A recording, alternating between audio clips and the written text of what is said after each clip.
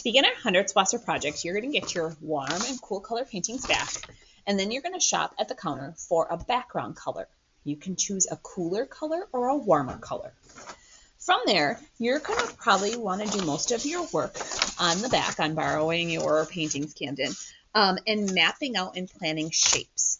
So you can see I've kind of cut a bunch of shapes before this video, but I was using some of the tracers to trace shapes on the back of my paper. I folded it in half so that when I was doing my cutting, I'd get two shapes at the same time. So ahead of time, I've cut out lots of circles, some little long skinny rectangles for stems, and also some wavy lines that went the whole width of the paper. These wavy lines are going to be used to kind of break up the background of my painting so it's not all the same paper color. Okay, so I am not going to glue at all for this video just to save you all time. So I would glue some layers, and they could be smaller, thinner stripes, just so that it's not all that same background color of blue or red or orange or yellow or whatever your background color is. Okay, all right, I would glue those down when you're satisfied and like how they're arranged on your paper. From there, I'm going to do most of my floral botanical work with warm colors. If I put a cool color flower on top of there right now, it's going to get very hidden. So I want those to pop out and stand out. So it depends if you want to do a big one, lots of small ones. What I'm trying to do is get them at different heights to show some space in my project so they're not all in one row. I do have some cool colors cut out. I thought it'd be kind of cool if I layered them a little bit so that my flower has some cool and warm colors in it. It doesn't have to though. You might notice as you're cutting that some of your papers are really different colors and they might stand out. That yellow stands out on the red even though they're both warm colors.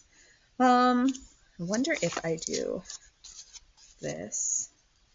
That's kind of cool. Maybe I want a third circle in there. I'm going to do some overlapping. That's kind of a different looking flower. Some of the other shapes I cut out are smaller. You can decide how you're going to work. As I flip this paper over, I'm noticing that I got a really cool yellow. So maybe you want to look at what your painting looks like. You can cut your own shapes. You can trace the shapes, whatever you would prefer. Wondering if I layer it this way. That might look kind of cool. I did cut out some stems, just some rectangle shapes. If you want to do a wavier, bumpier looking stem, you could. So I would want to glue that behind the circle. I wouldn't want my stem to be on top of it. Looks like I'm definitely going to have a little cutting left when I'm done with the bottom stems off the paper. Can you add leaves and grass and butterflies and other things in your project? Absolutely. The focus should be on those flowers, though, for our botanical project. I'm going to flip to the one I had on the wall to show you that it was built, designed on red paper. So when I flip it over, you can see just parts of that red paper showing through. You're also going to have the option, after everything is glued down, to add more color, more lines, more texture, more patterns with the permanent markers.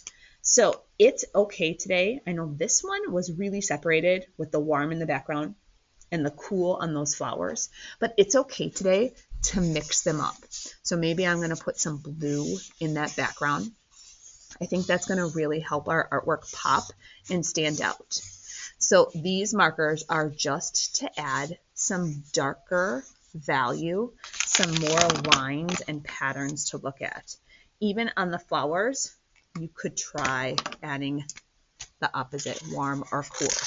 I am also including a black because after looking at Hundertwasser's artwork, you may have noticed that he did have some black outlining and design work to add all of those colors and values and elements of art together.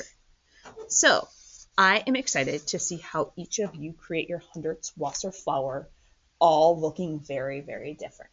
When you're finished, they will go in the drying rack and you'll be responsible for cleaning up all your scraps and tools you used.